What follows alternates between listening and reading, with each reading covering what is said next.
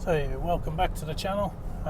Yesterday we were doing a video on why I wouldn't buy a Tesla was the line on it, but it's actually why wouldn't you buy an electric car? And the reason being, at the minute, while the technology has advanced quite significantly over the last few years, so range is getting better, it's got a long way to go yet. And so when those cars become older, they're currently on the market, I think the value will just drop straight out of them, because you'll be able to get one that's maybe 2-3 years newer and it will have significantly better range. So people won't want those cars that are just really short on range. And you see that with the first generation of things like the Nissan Leaf or the Renault Zoe. People are starting to realise that the later ones can get more range. So the early ones are just, the value's dropping right off them. And then that'll happen again. So whereas you buy a petrol or a diesel car and you know it's going to depreciate, it's sort of like a known factor, whereas with these current electric cars, I think it's a real unknown as to how much they will depreciate, and that could be quite a massive drop. So I'd hold off buying at least for 2 to 3 years yet, see where the range goes.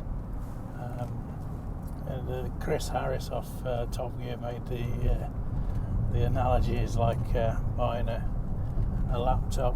You know, you get to a point where a laptop now is second-hand value is like 10 quid or something on eBay, and it cost you £1,000 only 3 years ago. It's going to be a similar sort of thing with the old electric vehicles, particularly those that struggle with range. Teslas at the minute are saying you can get 500 miles out of the current one. Maybe given a bit of time they'll get that up significantly more yet, but all the others are sort of like 200-300 miles, and I think until you get the 500-600 mile range, then you're going to be struggling. The other thing with Teslas is, at the minute, you see, they're very overpriced, and they've got a lot of gimmicks on them. You're paying for those gimmicks, really. So you're not paying for particularly what a car is designed to do. You're paying for all these other little add-ons that they put on cars nowadays, and you tick all the options lists on a petrol or diesel car, and it doesn't mean to say the car's any more valuable when you come to sell it second hand. There's only there's a limit to what people will pay for the options list.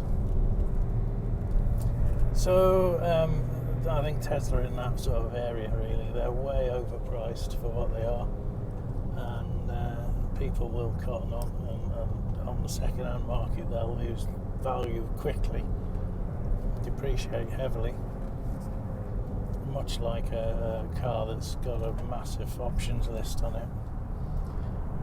So you need to think about that when you're buying a Tesla. You're going to lose a lot of money in the long run. Depends how you buy nowadays, of course. A lot of people lease. It's always going to be a more expensive option. They'll dress it up that, oh, it's quite cheap for you, and they'll dress it up that, oh, the monthly payments are only this. But actually, they wouldn't do it if it was any better for you than it is for them. And the fact that it's better for them is why they're doing it. So, car dealers are notorious for smoke and mirrors. Make anything look cheap, but you can end up with costing yourself an arm and a leg. So, I wouldn't buy just yet. I'm not averse to electric cars in any way. I just think they've got a bit of a way to go yet before they become the car that everybody needs.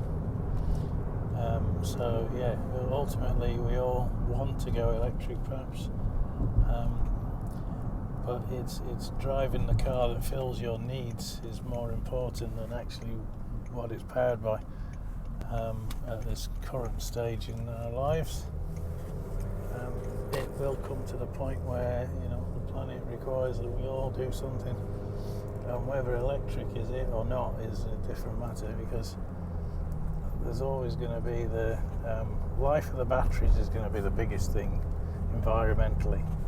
They're so environmentally damaging to produce that we're going to go from fossil fuels to battery power that is no better for the environment, really. And then it's how you produce the electricity. You'll see up ahead, possibly, there's the blades of a wind turbine. Well, that's a fairly innocuous way of producing electricity without causing too much damage. Of course, you've always got the actual producing of the wind turbine. So, the amount of steel that goes into it, the amount of precious metals and things, copper, etc., that go into the windings of the generator packs and all that sort of stuff. It all has an impact on the earth, and you can't get away from, if you produce something, you're going to impact the earth and the environment. It's trying to do that with the least amount of damage possible, isn't it? That's going to be the key.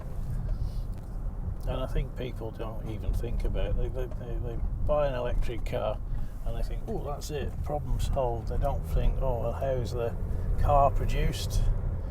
The metals that are in it, the composites that are in it, how are they produced? They don't think, how's the electricity that powers it? How's that produced? Just don't give it a thought.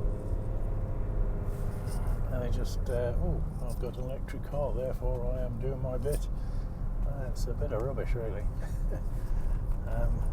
There's a lot of things go into producing the batteries that actually are not healthy for the environment in any way. And then, the way they're produced, by ferrying them around the world 2 or 3 times to different manufacturers to do different bits on them, is again, the environmental impact is huge.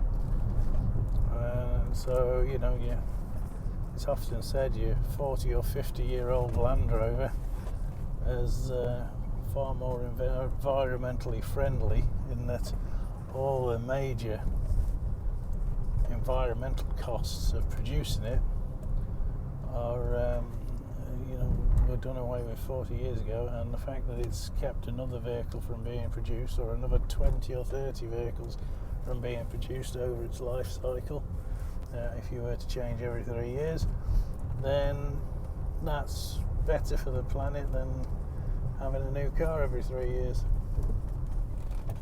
Just buy one, keep it. It sort of makes a lot of sense, because the actual petrol and diesel fuel that you use environmentally has very, well, it's not small amounts of environmental impact, but it's a lot smaller than producing the vehicle in the first place. So using old cars, if that's a way of keeping you from having a new car every 3 years, is a good idea. So there's